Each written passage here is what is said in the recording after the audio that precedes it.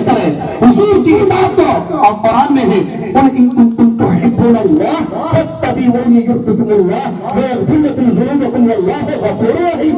اے محبوب فرما دو اگر تم اللہ کو دوست رکھتے ہو تو میرے فرما بردار بن جاؤ, میری غلامی کا پٹا اپنے گلے میں ڈال لو. اللہ تمہیں جو ہے بخش دے گا اور اللہ تمہیں دوست رکھے گا اور تمہارے گناہوں کو بخش دے گا. وہ بخشنے والا مہربان ہے. کیونکہ حضور کی محبت ایسی محبت ہے کہ ابو بکر صدیق رضی اللہ تعالیٰ عنہ نے پی لیا تو صداقت کے آفتاب بن کر چمکے ہیں. اسی محبت کو جب جو ہے عمر فاروق اعظم نے پی لیا تو جو ہے عدالت کے بادشاہ بن کر چمکے ہیں. اسی محبت کو جب عثمان غنی نے پی لیا ہے تو سخاوت کے بادشاہ بن کر چمکے ہیں. اسی محبت کو جب مولا علی نے نوش کر لیا ہے تو شجاعت کے جو ہے بادشاہ بن کر چمکے ہیں. اور جب اسی محبت کو امام حسین نے امام حسن نے پی لیا ہے تو اسی کی محبت کے نشے میں آ کر اپنی جو ہے اپنی اولاد کو راہ خدا نے قربان کر دیا ہے, اپنی دولت کو راہ خدا نے قربان کر دیا ہے, اپنے بچوں کو راہ خدا نے قربان کر دیا ہے. اور امام حسین نے آخری دم تک یہی کہا تم جان مانگو تو ہم جان دیں گے, تم مال مانگو تو ہم مال دیں گے, مگر یہ ہم سے نہ ہوگا نبی کا جاب و جلال. حضور کی شریعت سے سودا نہیں کر سکتے, حضور کی شریعت سے سودا نہیں کر سکتے. اللہ تعالیٰ قرآن میں فرماتا ہے وَمَن يَعْمَلْ مِثْقَالَ ذَرَّةٍ خَيْرًا يَرَهُ وَمَن يَعْمَلْ مِثْقَالَ ذَرَّةٍ شَرًّا يَرَهُ. ذرہ بھر نیکی کرو گے اسے بھی دیکھو گے, ذرہ بھر گناہ کرو گے اسے بھی دیکھو گے. ذرہ بھر نیکی کرو گے نا, ہمارے روز و شب اور رات کا ہر لمحہ یا دن کی ہر ساتھ کہاں گزرتی ہے, کس حالت میں گزرتی ہے, سب رب کو معلوم ہے, حضور اس کے رسول کو معلوم ہے. کیونکہ اللہ تعالیٰ نے اپنے محبوب کو ما کانا وما یکون کا علم عطا فرمایا ہے, علم غیب عطا فرمایا ہے. اللہ کے رسول دیکھ رہے ہیں کہ ہمارے امتی کہاں کس عالم میں کیسی زندگی گزار رہے ہیں. اے لوگوں ہم اپنی حالت کو دیکھیں, اپنے گوشت اور ہڈیوں پر رحم کھائے, کیونکہ جہنم وہ دہتی ہوئی اللہ اکبر 1000 برس جلائی گئی تو وہ سفید ہوئی, اور 1000 برس جلائی گئی تب وہ سرخ ہوئی, اور 1000 برس جلائی گئی تو وہ کالی و کالی ہی ہے. اس میں جان اللہ اکبر. ہم ترنت جو ہے جنت کا سرٹیفکیٹ دے لیتے ہیں, مگر جنت ملنا اتنا آسان نہیں جتنا ہم نے سمجھا ہے. اے لوگوں ہم اپنے اعمال کا جائزہ لیں. آج داڑھی کو ہم چلا دیتے ہیں, یہی داڑھی جو ہے کسی دکان میں جب چلاتے ہیں تو جوتوں کے نیچے آتی ہے, سنت رسول کو پامال کرتے ہیں, شریعت کا مذاق اڑاتے ہیں, اور کچھ لوگوں نے داڑھی رکھ بھی لی ہے تو اس کو جو ہے کٹنگ کرتے رہتے ہیں. ایک مشت داڑھی رکھنا یہ سنت ہے, اور اس سے کم کرنا, داڑھی مڑانا اور چلانا یہ سب جو ہے حرام ہے, حرام ہے. کیونکہ داڑھی رکھنا نبیوں کی سنت ہے. قبر میں میرے آقا آئے اور چہرہ دیکھے مسکرا دے تو میرا پاؤں ہے, چہرہ دیکھے مسکرا دے گا. داڑھی ایک سنت سے آپ نے چہرے کو سجا لیا. مصطفیٰ آئے قبر میں دیکھے اپنے غلام کو چہرے پر داڑھی مسکرا دے تو میرا پاؤں ہے, اور حضور چہرہ پھیر لے تو بیکار ہے. میں نے قرآن کی آیت پڑھی فَمَن يَعْمَلْ مِثْقَالَ ذَرَّةٍ خَيْرًا يَرَهُ وَمَن يَعْمَلْ مِثْقَالَ ذَرَّةٍ شَرًّا يَرَهُ. ذرہ بھر نیکی کرو گے اسے بھی ملاحظہ کرو گے, ذرہ بھر جو ہے گناہ کرو گے اسے بھی دیکھو گے. ایک جو ہے شخص سرکار کی بارگاہ میں حاضر ہوا, عرض کیا یا رسول اللہ علیہ السلام جو ہے میری بیٹی بالغہ ہو چکی ہے, میں اس کی شادی کرنا چاہتا ہوں. یا رسول اللہ کوئی ذرائع کوئی مال و دولت میرے پاس نہیں ہے جس سے میں اپنی لڑکی کی شادی کر سکوں. یا رسول اللہ علیہ السلام کچھ عطا کر دیں. تو میرے آقا صلی اللہ تعالیٰ علیہ وسلم چاہتے تو سب کچھ عطا کر دیتے, سب کچھ عطا کر دیتے. میرے آقا صلی اللہ تعالیٰ علیہ وسلم کو اللہ تعالیٰ نے دنیا کے تمام خزانوں کی کنجیوں کا چابی دے دیا ہے. رب نے اپنے محبوب کو سب عطا کر دیا ہے. جہاں بانی عطا کر دے, بھری جنت ہدا کر دے, نبی مختار ہے جس کو جو چاہے عطا کر دے. بخاری شریف کی حدیث ہے من یرد اللہ خیرا فقرب فی الدین وانما انا قاسم واللہ یؤتی. حضور فرماتے ہیں انما انا قاسم, میں بانٹتا ہوں واللہ یؤتی, اور اللہ دیتا ہے. اللہ کیا دیتا ہے؟ اللہ سب دیتا ہے. میں کیا بانٹتا ہوں؟ میں سب بانٹتا ہوں. مصطفیٰ سب بانٹتے ہیں, سبحان اللہ. مصطفیٰ سب بانٹتے ہیں. میرے آقا چاہتے تو عطا کر دیتے, مگر میرے آقا نے فرمایا جاؤ عثمان کے پاس چلے جاؤ. اپنی امت کو ایک لیسن، ایک سبق دینا تھا، اس لیے کہا عثمان کے پاس چلے جاؤ۔ وہ شخص عثمان کے دروازے پر پہنچتے ہیں، عثمان غنی رضی اللہ عنہ کے دروازے پر دستک دیتے ہیں، اندر سے آواز آتی ہے، تو ادھر سے آواز جو ہے دیتے ہیں کہ میں فلاں ہوں اور اس کا میں فلاں ہوں، تو دروازہ کھولا جاتا ہے۔ پھر آپ آتے اپنے بھائی کو دیکھتے ہیں تو سینے سے لگاتے ہیں، کیا ادھر توجہ ہے، سینے سے لگاتے ہیں اور اپنی شاہی جگہ پر بٹھاتے ہیں جہاں پر آپ بیٹھا کرتے تھے۔ جب تک آپ کا ایک غلام آ جاتا ہے، آپ اپنے غلام سے پوچھتے ہیں کہ رات میں جو لالٹین کی لو یعنی چراغ کی لو چل رہی تھی اس کو کم کر کے کیوں نہیں جلایا، زیادہ کر کے کیوں جلایا؟ اپنے غلام سے یہ حساب لے رہے۔ وہ شخص سوچا جو اپنے غلام سے چراغ کی لو کے بارے میں اتنا پوچھ تاچھ کر رہا ہے، وہ میری بیٹی کی شادی میں کیا دے گا؟ وہ اٹھے اور چلے آئے۔ دوسرے دن سرکار سے ملاقات ہوئی، میرے آقا نے پوچھا کیا اپنی حاجت کو بیان کیا تھا، اپنی ضرورت کو پیش کیا تھا؟ کہا نہیں یا رسول اللہ، میرے آقا نے فرمایا پھر جاؤ۔ دوسرے دن یہ گئے، دروازے پر دستک دیا، حضرت عثمان غنی رضی اللہ اسی محبت کے ساتھ اپنے بھائی کو سینے سے لگاتے ہیں، لگانے کے بعد اسی شاہی جگہ پر بٹھاتے ہیں۔ پھر جو ہے جب تک ایک خادم، ایک سروینٹ آپ کا پھر آ جاتا ہے، غلام آ جاتا ہے، آپ اپنے غلام سے کہتے ہیں رات میں جو باسی روٹی بچی تھی اس کو پھینکا کیوں؟ تو کھا لیتا، تیرے بچے کھا لیتے، یا مجھے دیتا میں کھا لیتا، تو نے اللہ کے رزق پھینکا کیوں؟ حضرت عثمان غنی رضی اللہ اپنے نوکر سے سوال کریں، یہ شخص سمجھا جو باسی روٹی کا حساب لے رہا ہے وہ میری بیٹی کی شادی میں کیا دے گا؟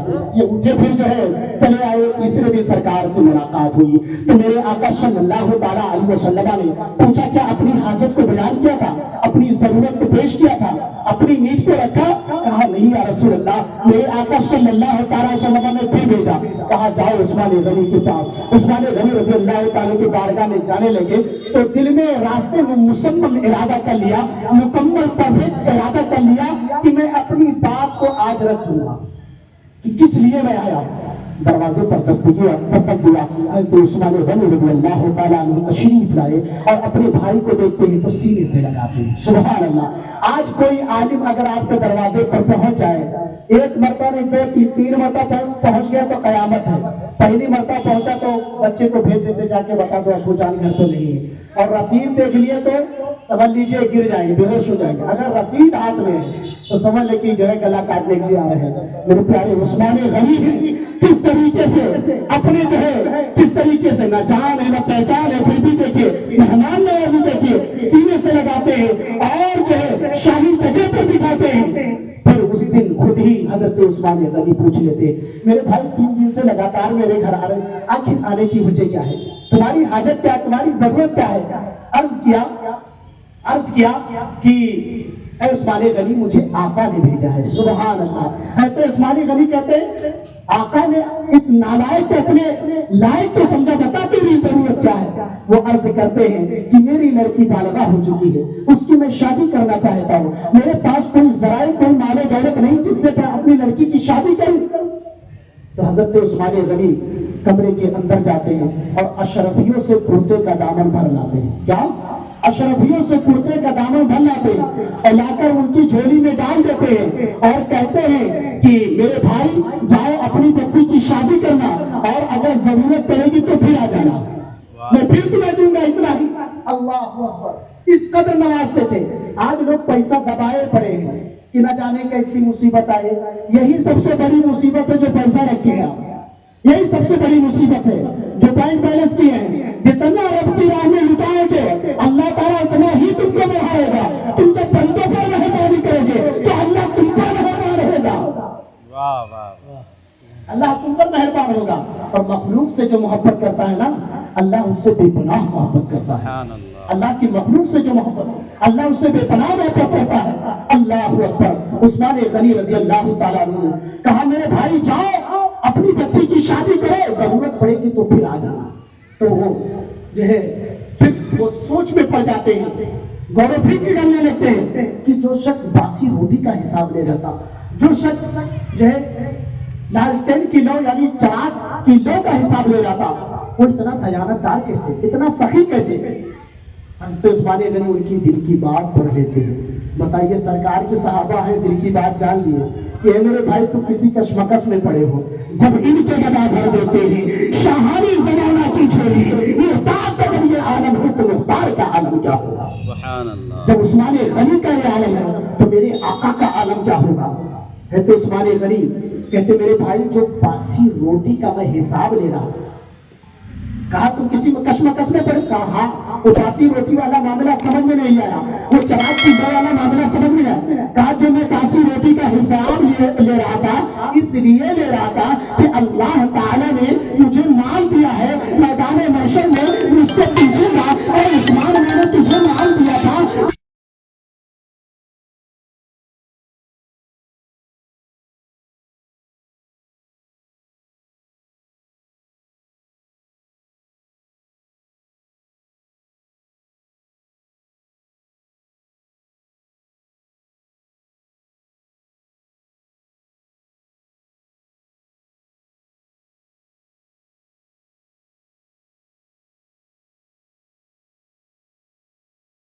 زیادہ خط جو ہے جلانا لوگوں کو پڑھا کے، اس لیے میں اپنے سروت اپنے غلام سے حساب لے رہا کہ اللہ تعالیٰ مجھ سے میدان محشر میں مطالبہ فرمائے گا، پیچھے نہ میرے مال کے بارے میں، اولاد کے بارے میں کہاں سے جواب لاؤں گا؟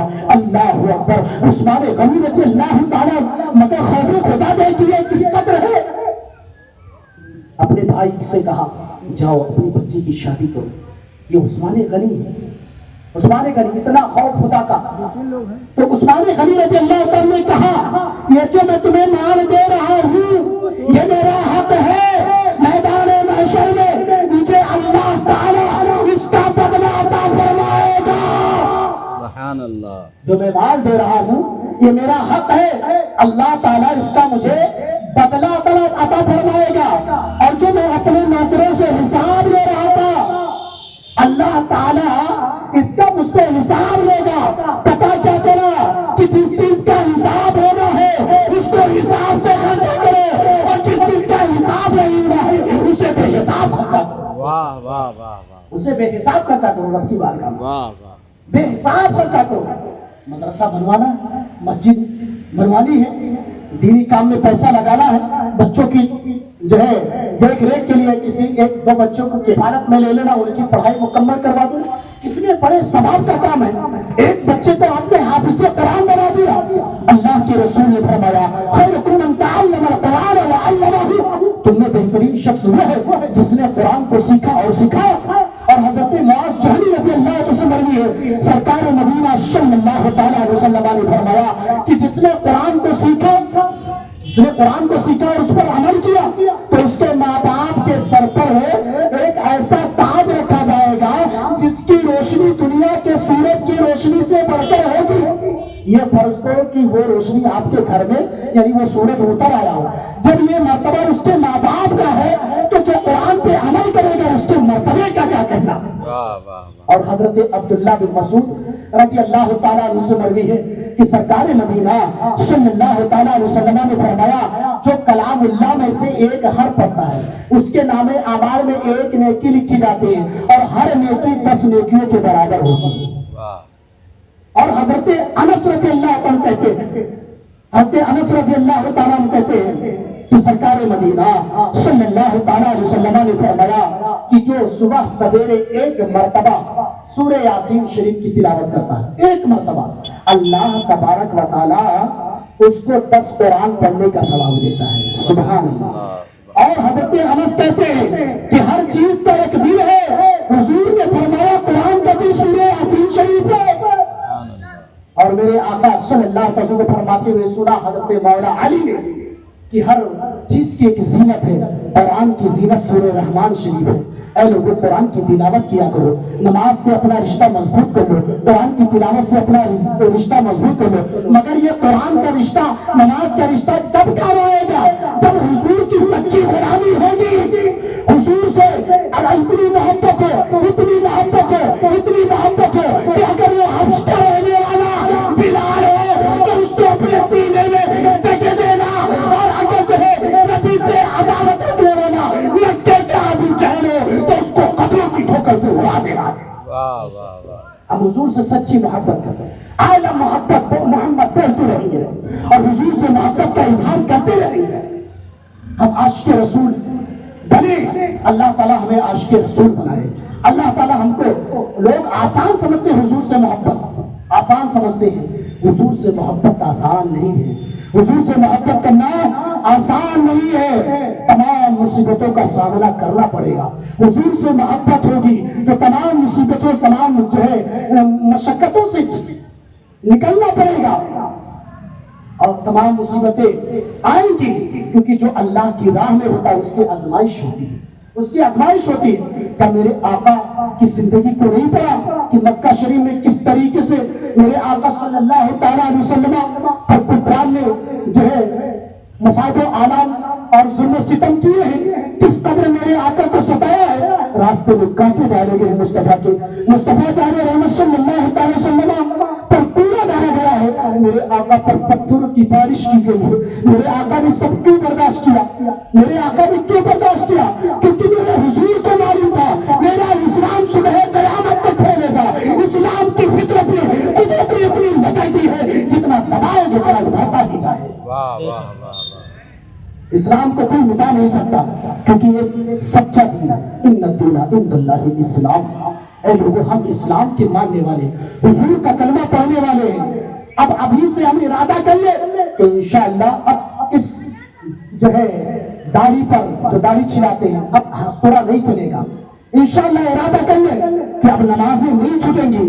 انشاءاللہ ارادہ کر لیں اب قرآن سے رشتہ میرا مضبوط ہو جائے گا، اور قرآن سے رشتہ مضبوط، یہ تو امام حسین نے کربلا میں دکھایا ہے کہ کیسا قرآن سے رشتہ ہونا چاہیے۔ تلوار کی میز پر آپ کا سر مبارک ہے، مگر قرآن سے رشتہ یہ ہے کہ قرآن کی تلاوت ہو رہی ہے۔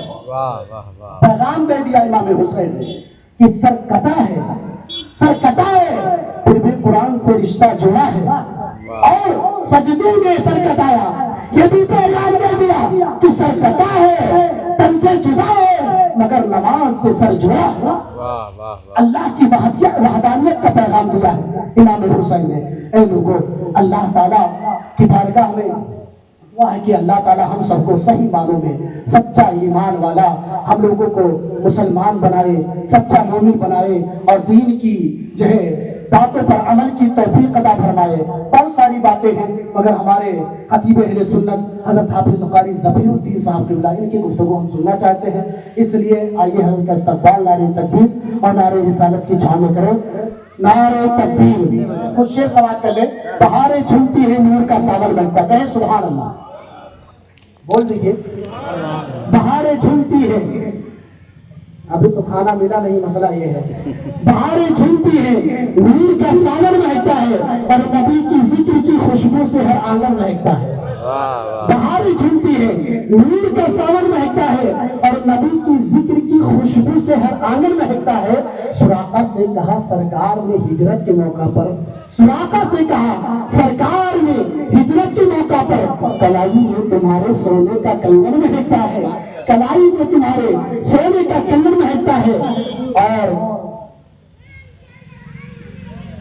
لعاب پاک جس برتن میں ڈالا میرے آقا نے، کہنا سبحان اللہ، لعاب پاک جس برتن میں ڈالا میرے آقا نے، جناب حضرت جابر کا وہ برتن مہکتا ہے، جناب حضرت جابر کا وہ برتن مہکتا ہے، اور تمامی اونٹنی جہاں بیٹھی جا کے شاہد عالم کی، کہنا سبحان اللہ، اونٹنی بیٹھی جہاں جا کے شاہد عالم کی، ابو ایوب انصاری کا وہ مسکن مہکتا ہے، ابو ایوب انصاری کا وہ مسکن مہکتا ہے، اور تمامی اولیاء کی گردنوں پر ہے قدم جھکا، جوانی تو جوانی غوث کا بچپن مہکتا ہے، جوانی تو جوانی غوث کا بچپن مہکتا ہے، فصاحت ہے، بلاغت ہے، عجب طرز بیانی ہے، کہیں لال بدخشا تو کہیں قہر فشانی ہے، تو رضا آج گلی سنی ہے، اٹھ میرے دھوم مچانے والے، نعرہ تکبیر، نعرہ رسالت، سرکار کی آمد، حضور کی آمد، پھر نور کی آمد، آقا کی آمد۔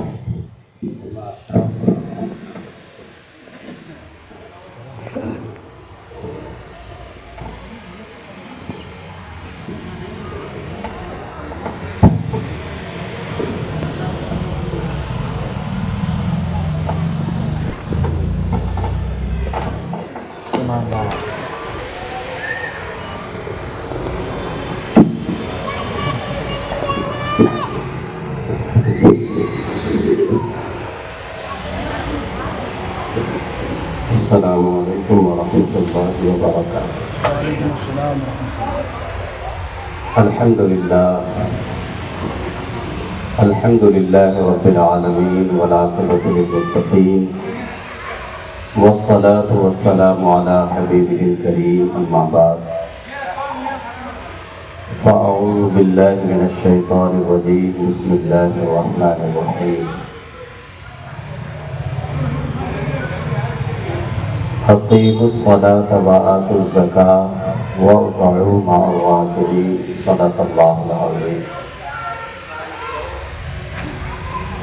آئیے ہم اور آپ انتہائی ادب و احترام کے ساتھ آقا نامدار، مدینے کے تاجدار، دونوں عالم کے مالک و مختار، آمنہ کے لال حضرت عبداللہ کے لبِ جگر، احمد مجتبیٰ محمد مصطفیٰ صلی اللہ تعالی علیہ وسلم کی مقدس و مطہر بارگاہ میں درود شریف کا نذرانہ عقیدت پیش کریں۔ اللہم صلی علی سیدنا و مولانا محمد طب القلوب و دوائها وعافیت الابدان و شفائها و نور الابصار و ضیائها وعلی آلہ و صحبہ وبارک وسلم۔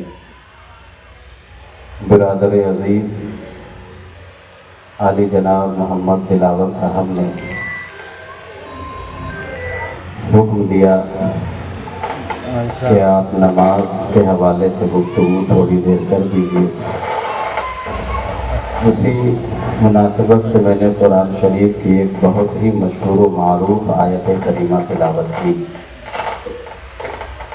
بہت اچھی اور معلوماتی گفتگو ابھی مجھ سے پیشتر حضرت علامہ مولانا ریاض احمد صاحب قبلہ مسعودی سے آپ سماعت کر رہے تھے۔ دعا کریں اللہ ہمیں اور آپ کو کہنے سننے سے زیادہ کلمات حسنات پر عمل کرنے کی توفیق عطا فرمائے۔ اور جس مقصد کے تحت یہ محفل منعقد کی گئی، اللہ تبارک و تعالیٰ اس میں کامیابی اور کامرانی عطا فرمائے۔ خطبہ مسنونہ کے بعد جو آیت کریمہ میں نے تلاوت کی ہے آپ لوگوں کے سامنے میں،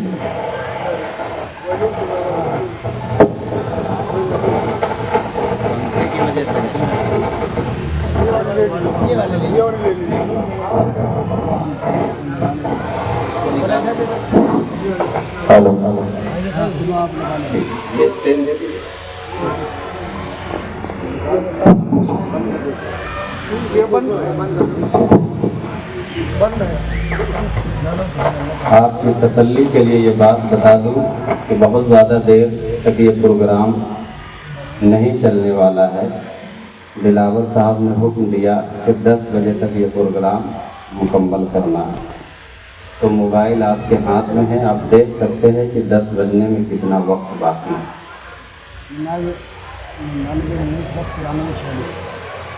منبر نور پر آپ دیکھ رہے ہیں حافظ و قاری نور احمد صاحب قبلہ اسلام نبادے میں ملبوس ہو کر کے اسٹیج کی زینت بنے ہوئے ہیں۔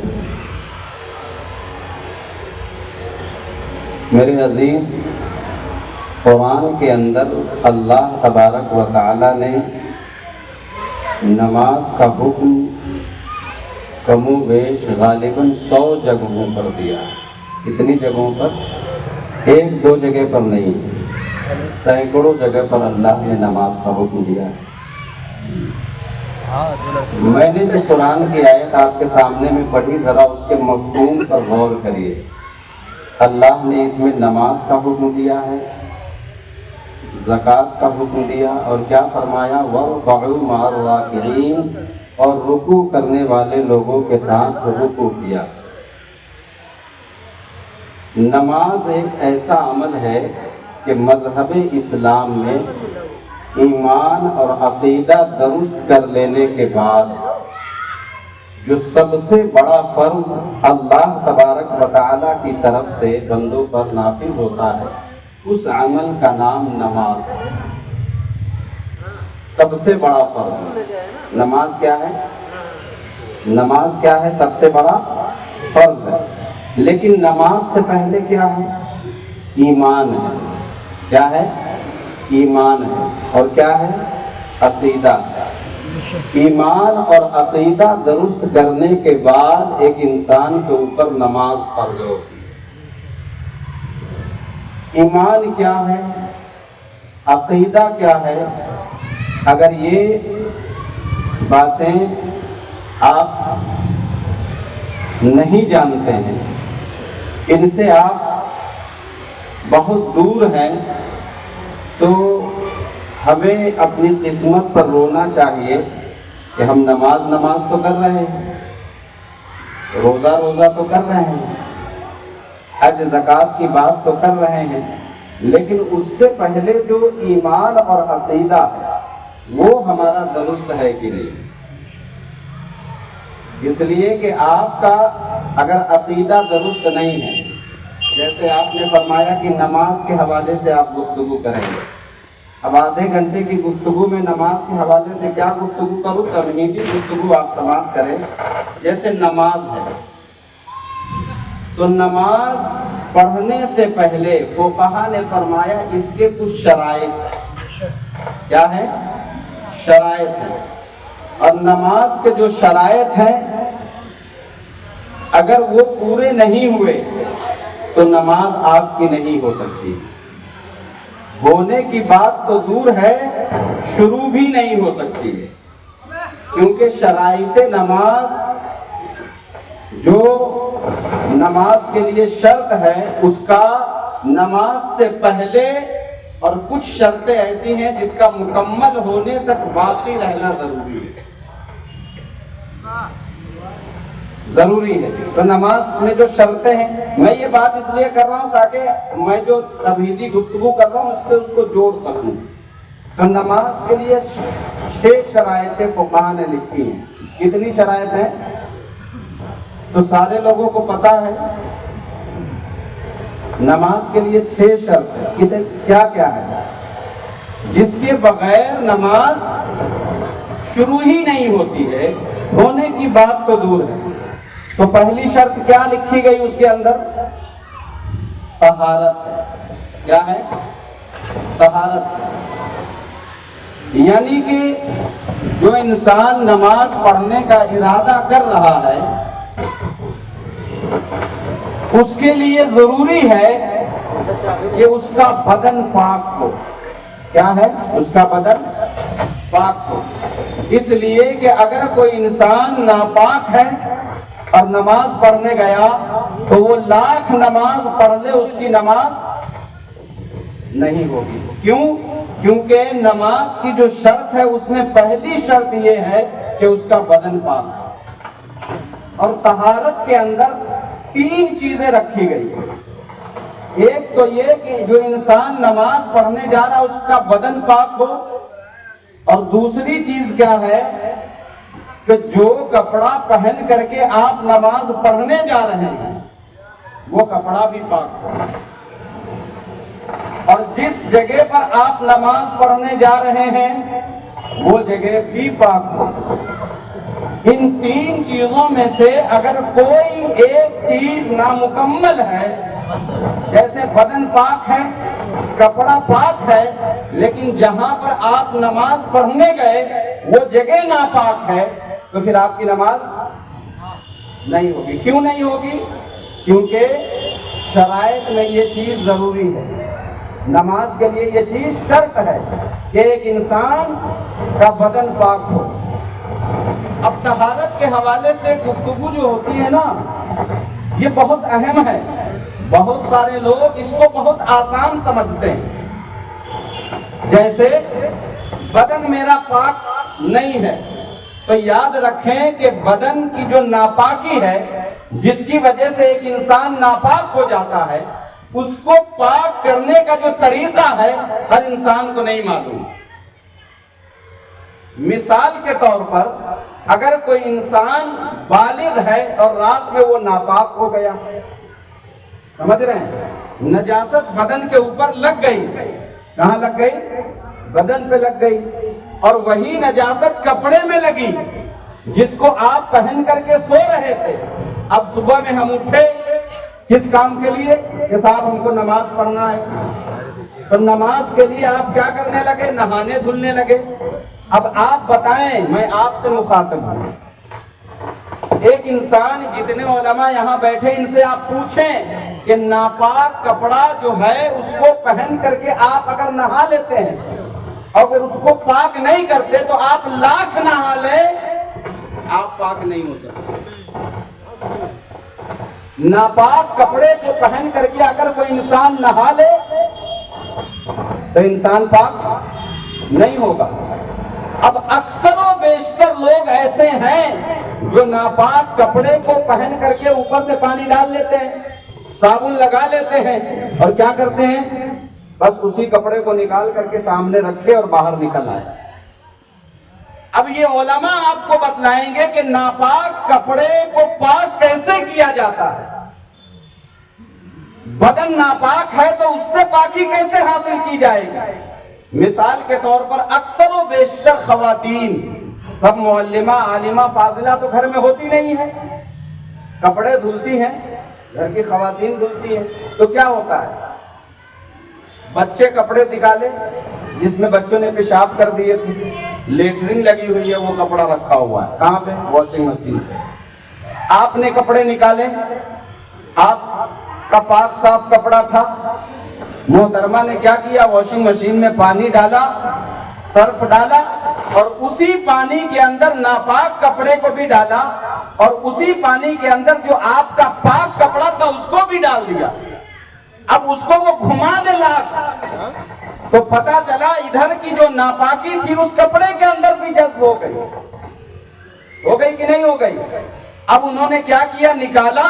تو کیا وہ نکالنے کے بعد کسی عالم سے جا کر کے پوچھیں؟ چونکہ وہ اس کے اندر جتنا پانی ہے سب ناپاک ہے، جتنا پانی ہے سب ناپاک ہے، تو اس کے اندر جو کپڑے ڈالے گئے جو پاک تھے وہ بھی اب ناپاک ہو گئے. اب کیا کیا آپ نے؟ اس واشنگ مشین سے کپڑے کو نکالا، اب اس کے اندر وہ پانی موجود ہے جو ناپاک پانی ہے. اب کھنگالنے کے لیے آپ نے اس کپڑے کو پاک پانی میں ڈالا. اب وہ جو پاک پانی تھا یہ ناپاک کپڑے کی وجہ سے وہ بھی ناپاک ہو گیا. اب اس طریقے سے آپ 2 بار نہیں 3 بار 4 بار کرتے رہو، کپڑا آپ کا پاک نہیں ہوگا. تو پتا چلا کہ ہم جو کپڑا پہن کر کے گئے ابھی ہم اتنے ناقص العقل ہیں کہ ہمیں یہ بھی نہیں پتا کہ جس کپڑے کو پہن کر کے ہم نماز پڑھنے جا رہے ہیں یہ بھی پاک ہے کہ نہیں. یہ نماز کی شرائط میں آپ کے سامنے میں عرض کر رہا ہوں، اس لیے کہ صاحب نے حکم دیا کہ نماز کے حوالے سے آپ گفتگو کریں. تو یہ نماز کی شرائط ہے. اگر کپڑا ناپاک ہے تو آپ کی نماز نہیں ہوگی. تو اب پوچھئے فقہا بتائیں گے آپ کو کہ ناپاک کپڑے کو پاک کرنے کا آسان طریقہ کیا ہے تاکہ میری نماز اس کپڑے میں ہو جائے، وہ آپ کو بتلائیے. تو میں یہ عرض کرنا چاہ رہا ہوں کہ صاحب جب نماز کی جو شرائط ہے یہ نامکمل ہو تو نماز نہیں ہوتی. تو جس نماز سے پہلے ایمان اور عقیدے کو رکھا گیا ہو وہ نامکمل ہو تو کیا نماز ہو جائے گی؟ ہوگی نماز؟ تو آپ کو پتہ ہے ایمان کس چیز کا نام ہے، عقیدہ کس چیز کا نام ہے؟ ہم کیا کرتے ہیں کہ ادھر سے سنتے ادھر سے نکال دیتے، سمجھنے کی کوشش نہیں کرتے، غور و فکر نہیں کرتے. یاد رکھیں آپ، نماز ایک عمل ہے. کیا ہے؟ نماز کیا ہے؟ عمل ہے. روزہ کیا ہے؟ عمل ہے. حج کیا ہے؟ ایک عمل ہے. زکوٰۃ کیا ہے؟ ایک عمل ہے. کریں گے تو ثواب ملے گا، لیکن اس کے کرنے کے لیے جیسے نماز کو صحیح طریقے سے ادا کرنے کے لیے شرائط نماز کا مکمل ہونا ضروری ہے، اسی طریقے سے نماز پڑھنے کے لیے ایک انسان کے ایمان اور عقیدے کا درست ہونا چاہیے. میں آپ سے سوال کرتا ہوں کہ اگر کوئی غیر مسلم انسان نماز پڑھے آپ کے ساتھ اور اس کی نماز ہوگی؟ وہ زکوٰۃ دے تو کیا اس کی زکوٰۃ ادا ہوگی؟ وہ حج کرنے چلا جائے تو کیا حج ادا ہو جائے گا؟ آپ بتائیں کیا یہ کیوں نہیں ہوگا صاحب؟ وہ نماز تو پڑھ رہا ہے، روزے تو رکھ رہا ہے، قرآن کی تلاوت کر رہا ہے، وہ زکوٰۃ دے رہا ہے، آپ بتا رہے زکوٰۃ ادا نہیں ہوگی، وجہ؟ فرمایا صاحب یہ چیزیں فرض تب ہوتی ہے جب ایک انسان کا ایمان اور عقیدہ درست ہو جاتا ہے۔ ایمان کیا ہے؟ عقیدہ کیا ہے؟ اب جیسے اللہ کے رسول صلی اللہ تعالی علیہ وسلم نے فرمایا، اکثر و بیشتر لوگ جب اس حدیث پاک کو سنتے ہیں تو سننے کے بعد کنفیوز رہتے ہیں۔ کنفیوژن کچھ ہے ہی نہیں، سمجھنے کی ضرورت ہے۔ ہمارے اور آپ کے نبی صلی اللہ علیہ وسلم نے کیا فرمایا؟ غور سے سنیے گا کہ بنی اسرائیل جو امت تھی اس میں 72 گروہ ہو گئے تھے۔ کتنے ہو گئے تھے؟ کتنے ہو گئے تھے؟ کتنے ہو گئے تھے؟ 72۔ اور میرے آقا نے فرمایا میری امت میں 73 ہو جائیں گے۔ کتنے ہو جائیں گے؟ 73۔ اور فرمایا 73 جو ہوں گے اس میں سے ایک جنتی ہوگا اور 72 جہنمی ہوں گے۔ اس کی پہچان کیسے ہوگی؟ نماز سے ہوگی؟ کیسے ہوگی؟ روزے سے ہوگی؟ زکوٰۃ سے ہوگی؟ کس چیز سے ہوگی؟ صاحب نماز سے منع تو کوئی نہیں کرتا، قرآن تو ہر انسان پڑھ رہا ہے، زکوٰۃ ہر انسان دے رہا ہے، حج سارے لوگ کر رہے ہیں، تو پتہ کیسے چلے گا کہ اس میں اچھا کون ہے؟ میری طرح کا کوئی مولوی اونچی ٹوپی لگا کر کے لمبا جبہ و قبہ میں ملبوس ہو کر کے ایک نہیں بلکہ 73 لوگ لائن سے کھڑے ہو جائیں اور 73 وہ ہو جس کے بارے میں میرے آقا نے فرمایا کہ 73 گروہ ہوں گے، سب کا ایک ایک آدمی ہو، آپ کیسے پہچانیں گے؟ کیونکہ نماز تو سب پڑھ رہے ہیں۔ تو پتہ چلا نماز پہچان کے لیے کسوٹی نہیں ہے۔ روزے سب رکھ رہے ہیں تو پتہ کیسے چلے گا؟ زکوٰۃ سب دے رہے ہیں پتہ کیسے چلے گا؟ حج کر رہے ہیں پتہ کیسے چلے گا؟ تو میاں پتہ اگر لگانا ہے تو پتہ ایسے لگے گا کہ آپ پہلے یہ دیکھیں کہ اس کے عقائد و نظریات کیسے ہیں۔ کیسے ہیں؟ مثال کے طور پر قرآن میں اللہ تبارک و تعالیٰ کے حوالے سے ہمیں اور آپ کو کیسا عقیدہ اور نظریہ رکھنا ہے اس کو کھول کر کے بتایا قرآن نے۔ جیسے کیا فرمایا؟ قل هو اللہ احد۔ اللہ کے بارے میں کیا عقیدہ ہونا چاہیے کہ اللہ ایک ہے؟ کیا ہونا چاہیے؟ اب سارے نماز پڑھ رہے ہیں، 73 کے 73 نماز پڑھ رہے ہیں، اور کسی کا یہ نظریہ ہو جائے کہ اللہ دو ہے تو اس کی نماز ہوگی؟ تو پہچان کیسے ہوگی؟ نماز سے نہیں ہوگی، عقائد سے ہوگی کہ جو نماز پڑھ رہا ہے اللہ کے بارے میں جیسا عقیدہ اور نظریہ رکھنے کا حکم قرآن کے حوالے سے ہمیں دیا جا رہا ہے ویسا عقیدہ اور نظریہ سامنے والے کا ہے کہ نہیں؟ سمجھ رہے ہیں آپ؟ اللہ کے حوالے سے جیسا عقیدہ اور نظریہ رکھنے کا حکم قرآن دے رہا ہے ویسا عقیدہ اور نظریہ سامنے والے کا ہے۔ اس سے پتا چلے گا کہ وہ انسان صحیح ہے یا غلط ہے۔ اب یہ اللہ کے بارے میں، اب کیا اللہ کے بارے میں دوسرا عقیدہ کیا رکھنا ہے؟ اللہ الصمد، وہ بے نیاز ہے۔ کیا ہے وہ؟ بے نیاز ہے، وہ ہر چیز سے پاک ہے، اس کو آپ کی نمازوں کی ضرورت نہیں ہے۔ اپنے طریقے سے اس کا معنی مت نکالنا، نہیں بات سمجھ میں آئے تو آ کر کے ملنا جو میں کہنا چاہ رہا ہوں۔ مطلب یہ ہے کہ ایسا نہیں ہے کہ آپ نماز پڑھو گے تو اس کی شان بڑھ جائے گی، وہ پہلے سے بہت بڑا شان والا۔ اور ایسا بھی نہیں ہے کہ آپ نہیں پڑھو گے تو اس کی شان گھٹ جائے گی۔ وہ پہلے سے بہت پاورفل ہے، بے نیاز ہے، اس کو ہماری نمازوں کی ضرورت نہیں ہے، ہاں نمازوں کی ضرورت ہمیں ہے۔ نمازوں کی ضرورت کسے ہے؟ کیونکہ اللہ نے قرآن میں فرمایا الذی خلق الموت والحیات لیبلوکم ایکم احسن عملا، میں نے زندگی موت پیدا کی ہے، میں دیکھوں گا لیبلوکم ایکم احسن عملا، تم میں کون اچھے کام کر کے آیا۔ کون دیکھے گا؟ یہ اللہ دیکھے گا۔ ایسا نہیں ہے کہ ہم نہیں پڑھیں گے تو اس کی شان گھٹ جائے گی۔ اللہ بے نیاز ہے، ہر چیز سے بے نیاز ہے۔ اب اگر کوئی یہ کہہ دے معاذ اللہ، اللہ تبارک و تعالی جھوٹ بول سکتا ہے۔ اب اللہ کے بارے میں کیا عقیدہ رکھنا ہے؟ اللہ بے نیاز ہے، ہر چیز سے پاک ہے۔ اب اگر کسی نے یہ کہا اللہ معاذ اللہ جھوٹ بول سکتا ہے، اب وہ نماز پڑھ رہا ہے، اب وہ روزے رکھ رہا ہے، اب وہ قرآن کی تلاوت کر رہا ہے، اب وہ حج کر رہا ہے، اب وہ زکات دے رہا ہے، تو آپ بتاؤ کہ اس کی نماز ہوگی؟ ہوگی نماز؟ روزہ حج کرے تو حج ادا ہوگا، زکات دے تو زکات ادا ہوگی؟ کیوں نہیں صاحب؟ تو آپ کہیں گے کہ اللہ کے بارے میں جیسا عقیدہ اور نظریہ رکھنا چاہیے، سامنے والے کا عقیدہ اور نظریہ ویسا نہیں۔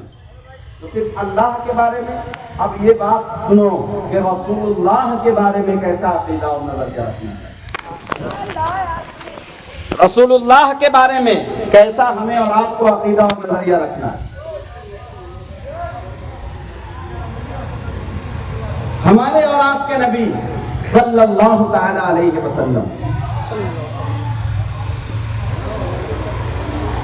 یہ بتائیے کہ زندہ ہے کہ نہیں ہے؟ زندہ ہے کہ نہیں ہے؟ قرآن کہہ رہا ہے وَلَا تَقُولُوا لِمَن يُقْتَلُ فِي سَبِيلِ اللَّهِ أَمْوَاتٌ، جو اللہ تبارک و تعالیٰ کی راہ میں شہید کیے جائیں، مارے جائیں، ان کو مردہ نہ کہو۔ کہنے کی بات تو دور ہے، گمان بھی نہ کرو، گمان بھی نہ کرو۔ قرآن یہ کہہ رہا، یہ کوئی مولوی نہیں کہہ رہا۔ جب اللہ کی راہ میں جو لوگ شہید ہو گئے، اور شہیدوں سے بڑا مرتبہ اور درجہ اللہ کے نبیوں کا ہے۔ کس کا ہے؟ اللہ کے نبیوں کا ہے۔ اب اگر کوئی انسان اللہ کے رسول صلی اللہ علیہ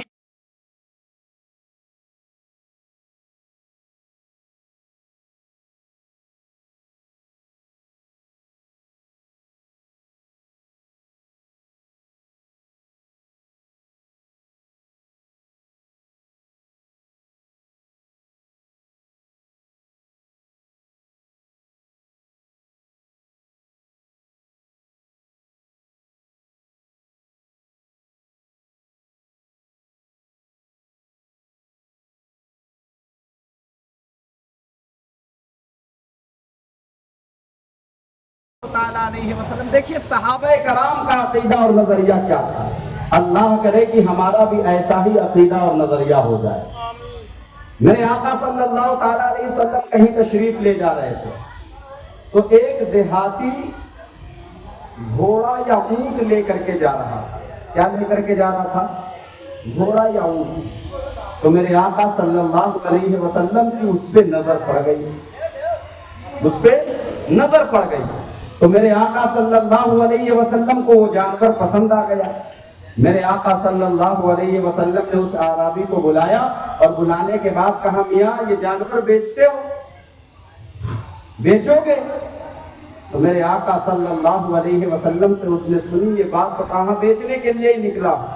فرمایا کتنی قیمت؟ فلا اتنی قیمت۔ میرے آقا نے فرمایا یہی رکو، میں پیسے لے کر کے آ رہا۔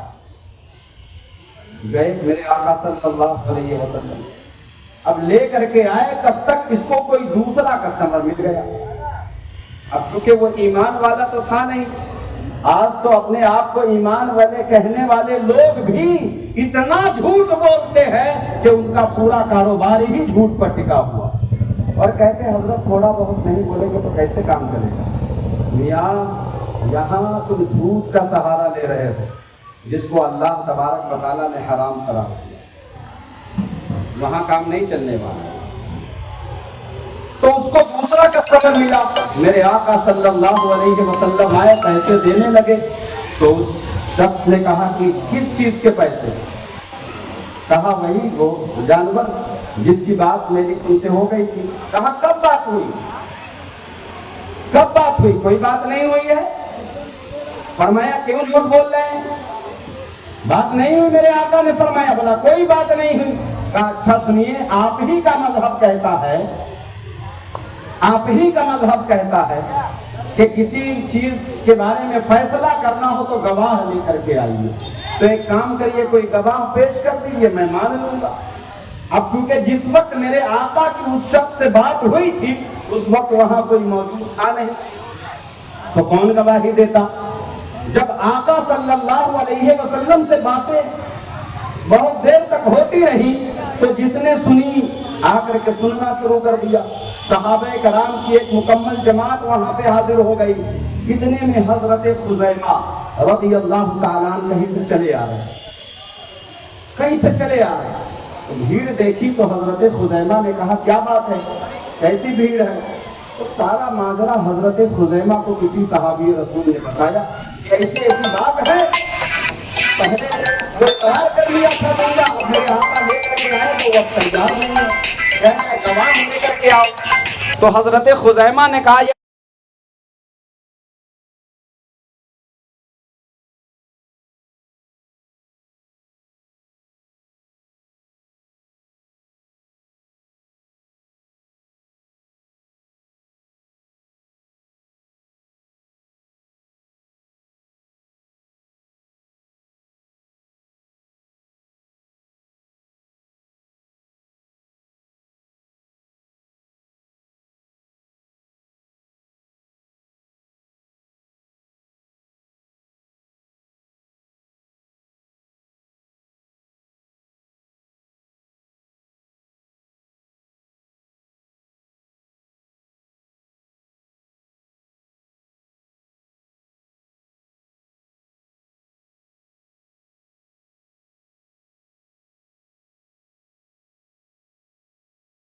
میں نے تم سے گھوڑا خریدا، سبحان اللہ سبحان اللہ، میں گواہی دیتا ہوں۔ اب کیونکہ اس کو ایک گواہ چاہیے تھا، گواہ مل گیا، مقدمہ وہ ہار گیا، گھوڑا پکڑایا اور وہ چلا گیا، لیکن بات مکمل نہیں ہوئی۔ ادھر سارے صحابہ کرام حضرت خزیمہ کی طرف آنکھیں پھاڑ پھاڑ کر دیکھتی ہیں، اے خزیمہ یہ تم نے جھوٹی گواہی کیسے دے دی؟ کیا تم کو پتا نہیں میرے آقا نے فرمایا جھوٹوں کے اوپر اللہ کی لعنت ہے؟ اللہ اکبر، اتنا کہنا تھا۔ صحابی رسول فرماتے ہیں اے لوگوں یہ تم کیسی بات کر رہے ہو، کیسی بات کر رہے ہو؟ فرمایا وہی جو میں دیکھ رہا ہوں۔ اچھا کہا دیکھنے کے اوپر بات کر رہے ہو، یہ بتاؤ کیا تم نے خدا کو دیکھا ہے؟ اللہ اللہ اللہ، کیا دیکھا ہے اللہ کو؟ فرمایا نہیں دیکھا۔ فرمایا کیسے مانا؟ کہا نبی کے بتانے سے مانا۔ کہا روزہ جنت کو دیکھا ہے؟ فرمایا نہیں دیکھا۔ کیسے مانا؟ کہا نبی کے بتانے سے مانا ہے۔ قیامت کو دیکھا؟ کہا نہیں دیکھا۔ کیسے مانا؟ نبی کے بتانے سے مانا۔ کہا جب اتنے بڑے بڑے مسئلے نبی کے بتانے سے حل ہو گئے تو کیا توحید کے مقدمے سے بڑا مقدمہ یہ گھوڑے والا ہے؟ جب نبی کہہ رہے ہیں تو گواہی دینے میں کون سی بڑی بات ہے؟ تو صحابہ کرام کا یہ عقیدہ اور نظریہ تھا حضور کے حوالے سے کہ جو بات نکل گئی اس کو مان لیا۔ اور یہاں قرآن کہہ رہا ہے، اللہ کے رسول کی حدیث پاک کہہ رہی ہے، کیا کہہ رہی ہے؟ انما حرم، ولی جو حدیث پاک ہے کہ میرے آقا نے فرمایا کہ اللہ تبارک و تعالیٰ نے زمین کے اوپر حرام کر دیا ہے کہ وہ انبیاء کرام علیہ السلام کے جسموں کو کھائے۔ وہ قبر کے اندر زندہ ہیں، ان کو وہی رزق دیا جاتا ہے۔ اب کوئی کہتے زندہ ہے تو نظر کیوں نہیں آتے؟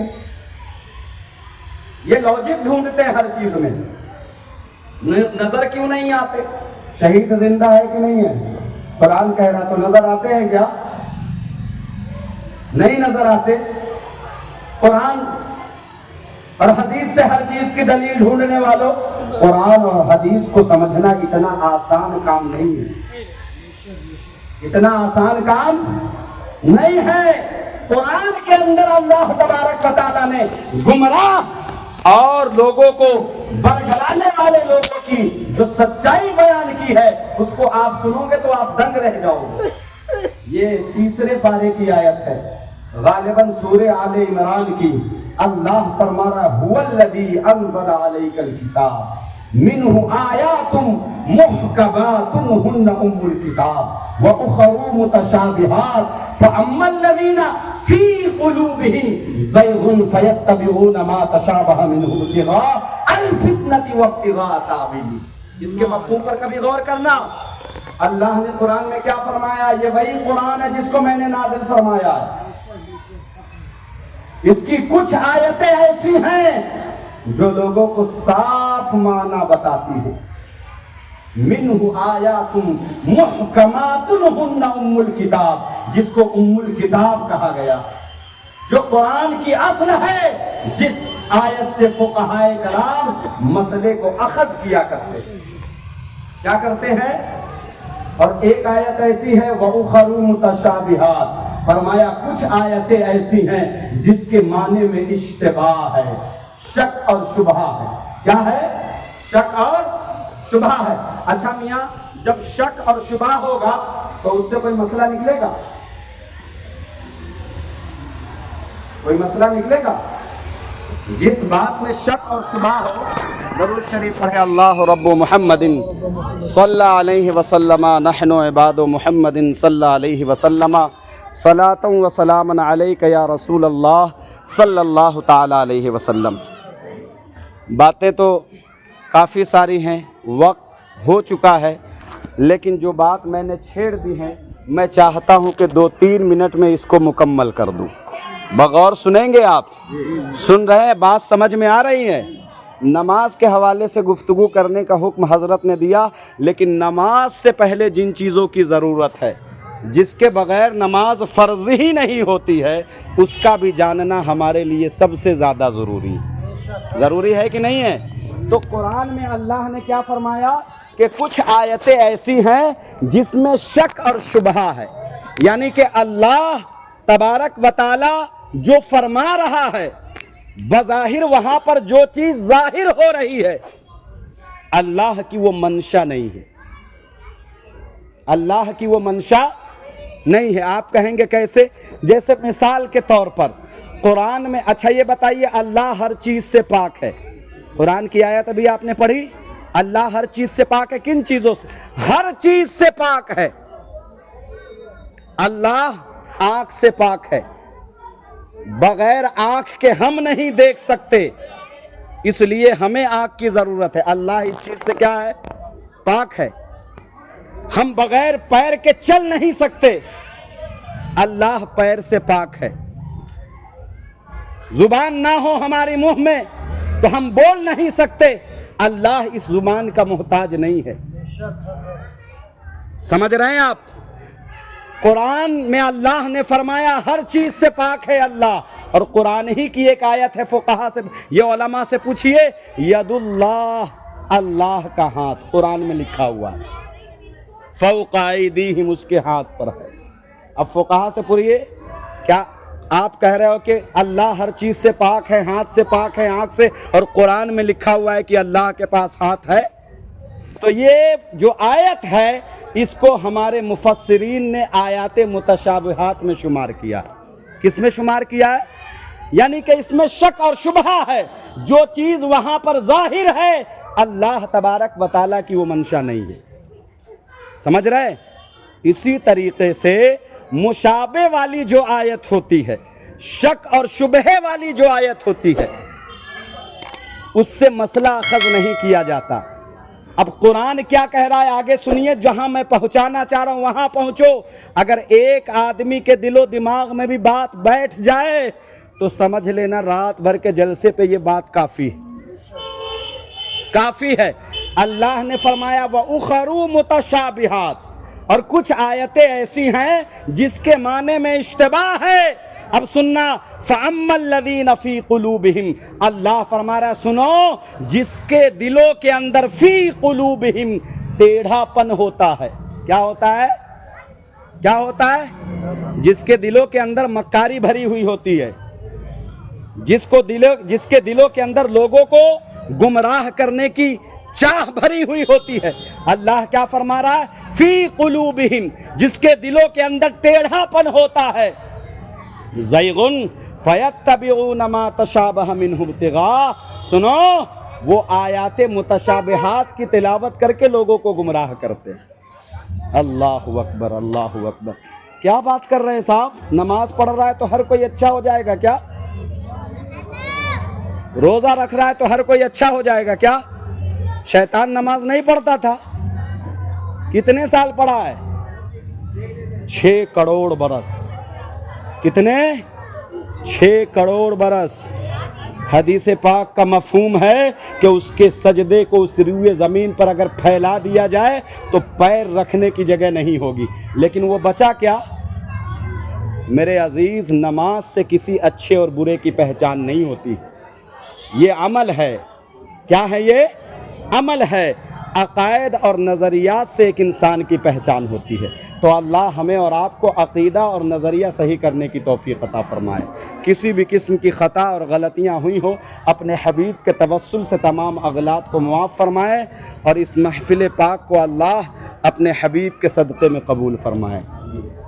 کسی بھی قسم کی خطا، غلطیاں، بے ادبیاں، ریاکاریاں، بدکاریاں ہوئی ہو، اپنے حبیب کے توسل سے تمام اغلاط کو معاف فرمائے. تو اپنے علماء کے پاس جایا کرے، ایمان اور عقیدے کو سمجھنے کی کوشش کریں. ٹھیک ہے نا؟ اللہ نے ہمارے اور آپ کے اوپر نماز فرض کیا ہے، لیکن ایمان اور عقیدہ درست کرنے کے بعد. اللہ ہمیں اور آپ کو ایمان اور عقیدہ درست کرنے کی توفیق عطا فرمائے. السلام علیکم ورحمۃ اللہ وبرکاتہ.